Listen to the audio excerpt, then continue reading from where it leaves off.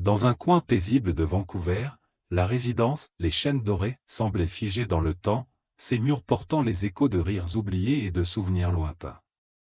C'était un lieu où les jours se succédaient avec une monotonie pesante, où les résidents, chacun avec leur histoire, vivaient dans l'ombre d'un passé vibrant.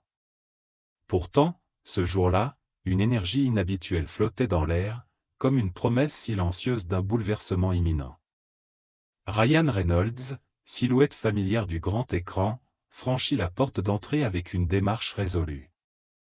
Derrière son sourire discret se cachait une mission bien plus personnelle qu'un simple acte de charité.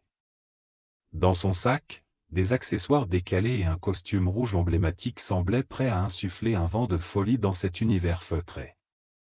Mais ce qu'il apportait surtout, c'était une étincelle d'humanité, une tentative sincère de briser les chaînes invisibles de l'isolement.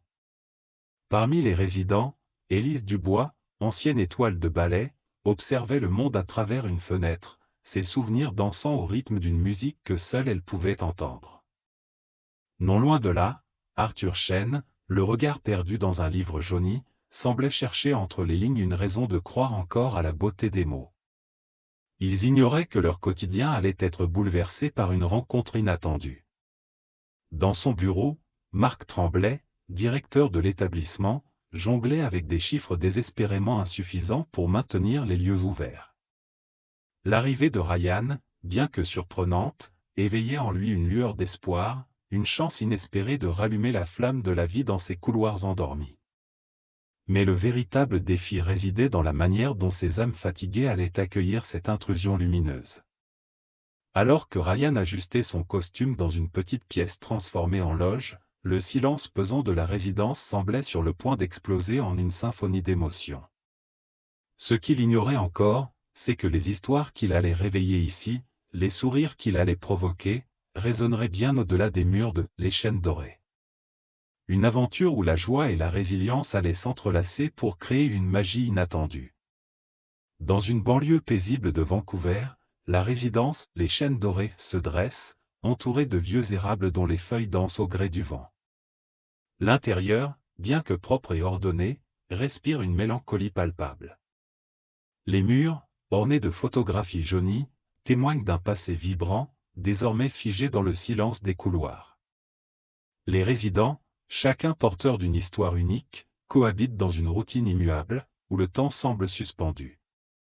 Madame Élise Dubois, élégante malgré son âge avancé, conserve une grâce naturelle héritée de ses années de danse. Jadis étoile montante du ballet canadien, elle a abandonné la scène pour élever ses enfants. Aujourd'hui, son esprit s'égare souvent dans des souvenirs lointains, mais ses mains esquissent encore parfois des mouvements de danse oubliés. Non loin d'elle, Monsieur Arthur Chêne, ancien professeur passionné, est un homme discret mais observateur.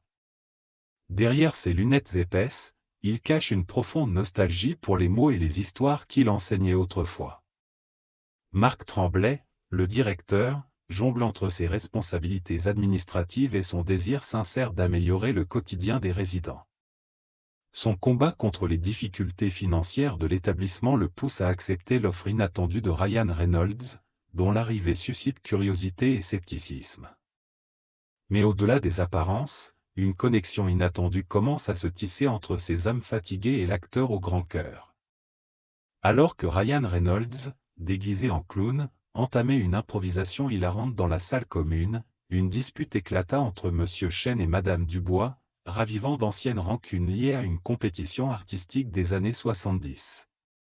Mais dans le tumulte, un journal intime oublié refit surface, révélant un secret bouleversant: Marc Tremblay était en réalité le fils illégitime d'une résidente. Dans les couloirs feutrés des Chênes Dorés, Ryan Reynolds, déterminé mais nerveux, fit ses premiers pas. Son objectif était clair: redonner un peu de lumière à ces vies souvent laissées dans l'ombre. Pourtant, il ne tarda pas à rencontrer son premier obstacle. Les résidents, habitués à une routine monotone, semblaient peu réceptifs à l'idée d'un changement, encore moins à celle d'un acteur hollywoodien débarquant avec des accessoires farfelus. Madame Élise Dubois, par exemple, détourna le regard lorsqu'il tenta une blague, murmurant qu'elle avait « passé l'âge de rire ».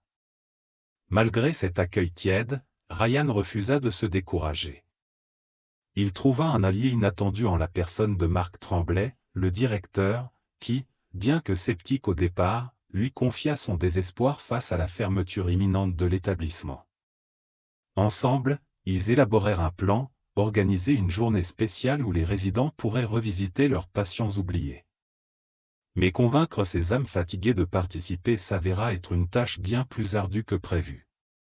C'est alors que Ryan, en discutant avec Arthur Chen, découvrit une facette cachée de l'ancien professeur. Le vieil homme, bien qu'austère en apparence, récita un poème de mémoire lorsqu'il crut être seul.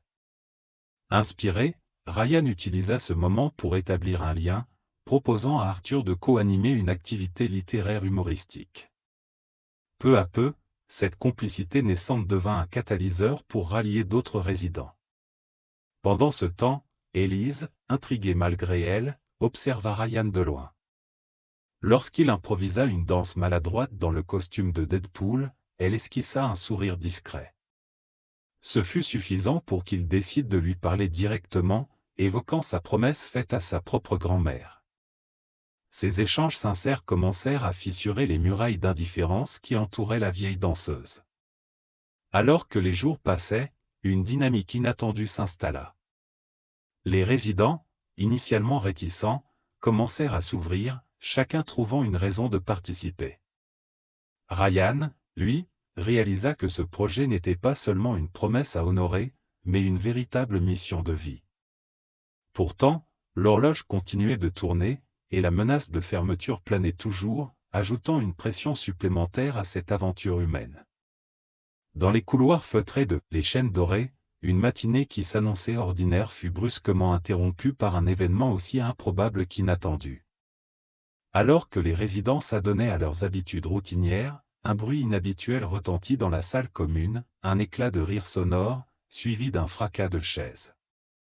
Tous les regards se tournèrent vers l'entrée, où un Ryan Reynolds vêtu d'une cape improvisée en drap de lit venait de trébucher en tentant une entrée théâtrale. Ce faux pas, loin de le déstabiliser, marqua le début d'une intervention qui allait bouleverser la monotonie des lieux. Dans la confusion générale, Madame Élise Dubois, d'abord agacée par ce tumulte, se redressa légèrement dans son fauteuil. Ses yeux, voilés par l'ennui, s'animèrent d'une lueur de curiosité lorsqu'elle aperçut Ryan jongler maladroitement avec des balles en mousse. De son côté, Monsieur Arthur Chen, habitué à l'ordre et au silence, fronça les sourcils avant de céder à un sourire discret, trahi par une blague absurde de l'acteur.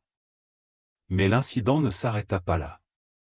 En tentant d'installer un décor improvisé pour un spectacle, Ryan renversa accidentellement une pile de livres, révélant un carnet intime appartenant à Arthur. Ce dernier, visiblement troublé, s'empressa de le récupérer, déclenchant une discussion inattendue sur ses souvenirs d'écrivain. Cette maladresse, loin d'être anodine, devint le catalyseur d'un échange sincère entre les résidents, brisant des mois de silence et d'isolement. Alors que Ryan continuait ses pitreries, le directeur Marc Tremblay, alerté par le brouhaha, fit irruption dans la pièce. D'un ton sec, il tenta de rétablir l'ordre, mais fut rapidement désarmé par la joie palpable qui émanait des résidents. Pour la première fois depuis des mois, les murs de « Les Chênes Dorés » vibraient d'une énergie nouvelle, et Marc, malgré ses préoccupations financières, sentit naître en lui une lueur d'espoir. Ce moment, aussi chaotique soit-il, marqua un tournant décisif. Les barrières d'indifférence qui cloisonnaient les résidents commencèrent à s'effriter, laissant place à une dynamique inattendue. Ryan, sans le savoir, venait de poser la première pierre d'un renouveau collectif, où chaque éclat de rire devenait une victoire contre la solitude. Dans un coin reculé de la résidence, une jeune aide-soignante, Sophia Martinez, observait discrètement l'arrivée de Ryan. Âgée de 28 ans, cette femme au sourire chaleureux et aux cheveux bruns attachés en une tresse soignée, nourrissait un rêve secret, devenir actrice. Travailler à « Les Chênes Dorés » était pour elle une manière de subvenir aux besoins de sa famille, mais aussi une source d'inspiration. Elle se demandait si la présence d'une célébrité comme Ryan pourrait insuffler un peu de magie dans ce lieu souvent empreint de mélancolie. Pendant ce temps, dans une autre aile de l'établissement, un groupe de résidents jouait une partie d'échecs silencieuse. Parmi eux, Madame Jeanne Lefebvre, 85 ans, ancienne infirmière de guerre, gardait un œil vigilant sur l'échiquier. Son esprit stratégique, autrefois redoutable, semblait s'être assoupi avec le temps. Pourtant, l'arrivée inattendue de Ryan éveilla en elle une curiosité qu'elle n'avait pas ressentie depuis des années. Elle se demanda ce qu'un homme comme lui pouvait bien chercher dans un endroit comme celui-ci. Dans la cuisine, le chef cuisinier, Hugo Lambert, s'affairait à préparer le déjeuner. Passionné par la gastronomie, il rêvait de transformer les repas monotones des résidents en véritables festins. Mais les restrictions budgétaires limitaient sa créativité. Apercevant Ryan par la fenêtre, il eut une idée audacieuse. Et si cette visite pouvait attirer l'attention des médias et encourager des dons pour sauver la résidence? De son côté, Marc Tremblay, toujours préoccupé par les finances de l'établissement, se surprit à espérer. Il se remémora les jours où les Chênes Dorés étaient un lieu vibrant, rempli de rire et d'activité. Peut-être que cette journée marquerait un tournant. Mais il savait aussi que le temps pressait et que les défis à venir seraient nombreux. Alors que Ryan ajustait son nez de clown dans la loge improvisée, un bruit de pas attira son attention. C'était Sophia, qui lui tendit timidement une tasse de thé. Leur échange fut bref mais sincère. Ryan perçut dans ses yeux une étincelle familière, celle d'un rêveur. Sophia, quant à elle, se demanda si cette rencontre fortuite pourrait changer quelque chose, non seulement pour les résidents, mais aussi pour elle-même. Dans les couloirs, une rumeur commençait à se répandre parmi les résidents. Certains, comme Élise, restaient sceptiques, tandis que d'autres, comme Arthur, se laissaient gagner par une pointe d'excitation. L'atmosphère, habituellement lourde, semblait s'alléger peu à peu, comme si une promesse invisible flottait dans l'air. Dans une salle commune baignée d'une lumière tamisée, Ryan Reynolds, vêtu de son costume de Deadpool, fit une entrée théâtrale. Un silence stupéfait s'installa, rapidement brisé par un rire cristallin provenant de Madame Élise Dubois. Ce simple éclat de joie, presque oublié depuis des années, sembla réveiller une énergie latente parmi les résidents. Pourtant, derrière les rires, certains restaient méfiants, comme M. Arthur Chêne, qui observait la scène avec une réserve calculée, son livre de poésie toujours serré contre lui. Alors que Ryan improvisait une série de sketchs absurdes, il remarqua Élise tapotant doucement ses genoux, un geste presque imperceptible mais chargé de nostalgie. Inspiré, il lui tendit une main gantée, l'invitant à esquisser quelques pas de danse. Contre toute attente, elle accepta. Ses mouvements, bien que fragiles, portaient une grâce intacte, rappelant à tous qu'une passion véritable ne s'éteint jamais complètement. Ce moment marqua un tournant, insufflant une énergie nouvelle dans la pièce. Pendant ce temps, Marc Tremblay, caché dans l'ombre d'un couloir, observait la scène avec une émotion qu'il peinait à contenir. Il savait que l'avenir de la résidence était en jeu, mais cette explosion de vie et de bonheur lui fit entrevoir une opportunité inattendue, et si cette journée devenait un levier pour attirer l'attention sur la nécessité de préserver des lieux comme les Chênes Dorés? Alors que la journée avançait, Ryan engagea une conversation avec M. Chêne, intrigué par le livre de poésie. Ce dernier, d'abord réticent, finit par réciter un poème de sa jeunesse. Les mots, portés par sa voix tremblante, capturèrent l'attention de tous. L'instant fut magique, révélant que même les silences les plus profonds peuvent cacher une richesse insoupçonnée. Mais tout n'était pas encore gagné. Une rumeur circulait parmi le personnel, une inspection surprise aurait lieu le lendemain, déterminante pour l'avenir de la résidence. Marc, rongé par l'inquiétude, confia ses craintes à Ryan. Ce dernier, touché par l'urgence de la situation, élabora un plan audacieux pour transformer cette visite en un plaidoyer vibrant pour la solidarité et la dignité des aînés. Les résidents, galvanisés par l'énergie de Ryan, commencèrent à se mobiliser. Élise proposa de chorégraphier une petite performance, tandis que M. Chêne rédigeait un discours poignant. Chacun, à sa manière, trouva une façon de contribuer. Ce qui avait commencé comme une simple visite prenait désormais des allures de mission collective, unissant générations et histoires personnelles dans une quête commune. Dans un coin de la salle commune, Ryan Reynolds, désormais vêtu de son costume excentrique, s'approcha timidement d'Élise Dubois. Avec un sourire sincère, il tendit la main, l'invitant à une danse improvisée. Le regard d'Élise, d'abord méfiant, s'illumina peu à peu. Ses mains tremblantes trouvèrent une force insoupçonnée, et, pour la première fois depuis des années, elle esquissa un mouvement gracieux, rappelant les jours où elle éblouissait les scènes. Ce moment, si simple en apparence, marqua un tournant, Élise retrouvait une part oubliée d'elle-même. Pendant ce temps, Monsieur Chen, intrigué par le bruit et les éclats de rire, posa son magazine et observa la scène.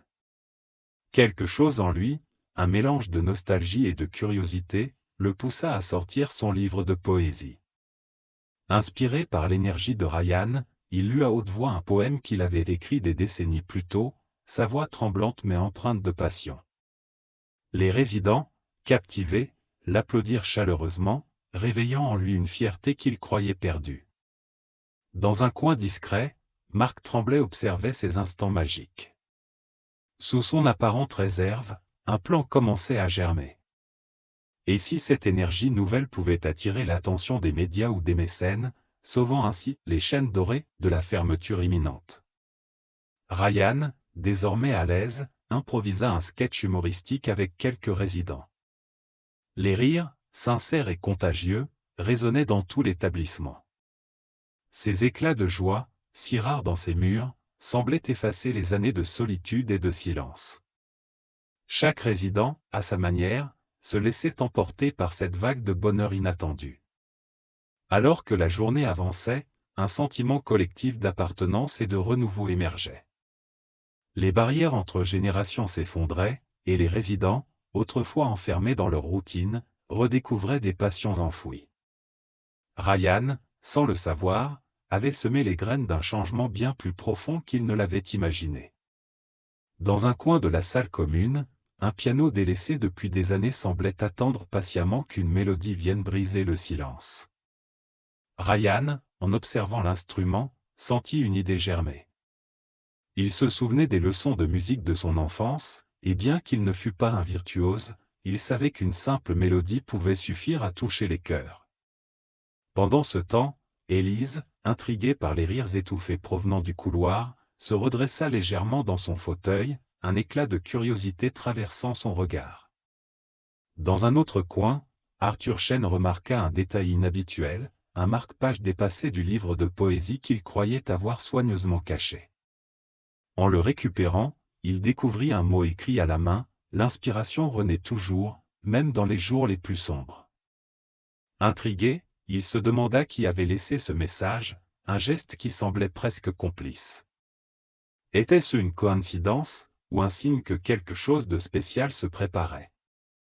Marc Tremblay, de son côté, observait discrètement Ryan à travers une porte entr'ouverte.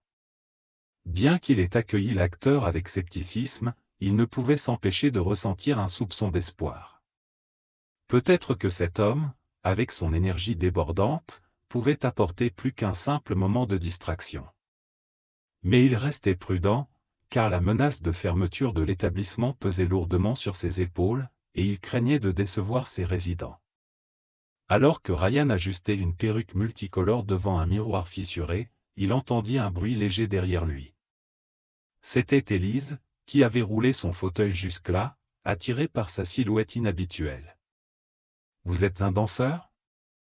Ryan, surpris par cette rencontre, répondit avec un sourire, « Pas encore, mais peut-être que vous pourriez m'apprendre. » Cette simple phrase fit naître une étincelle dans les yeux d'Élise, une lueur d'espoir qu'elle n'avait pas ressentie depuis des années. Dans la salle commune, les résidents commençaient à s'assembler, intrigués par l'agitation inhabituelle. Arthur, toujours avec son livre à la main, s'assit près du piano, comme s'il attendait que quelque chose de magique se produise. Marc, bien que préoccupé, décida de ne pas intervenir. Il voulait voir jusqu'où cette initiative inattendue pourrait mener. Ce qu'ils ignoraient tous, c'est que cette journée marquerait le début d'une transformation collective, une onde de joie et de solidarité qui allait bouleverser leur vie. Dans les couloirs de « Les Chênes Dorés », une tension palpable s'installait. Ryan Reynolds, bien qu'animé par une volonté sincère, se demandait s'il serait à la hauteur de la tâche. Il n'était pas question de simple rire, mais de briser des années de silence et de solitude. En ajustant son costume de Deadpool, il sentit le poids de cette responsabilité, un mélange d'excitation et de peur. Pendant ce temps, Élise Dubois, dans sa chambre, entendit des éclats de voix au loin.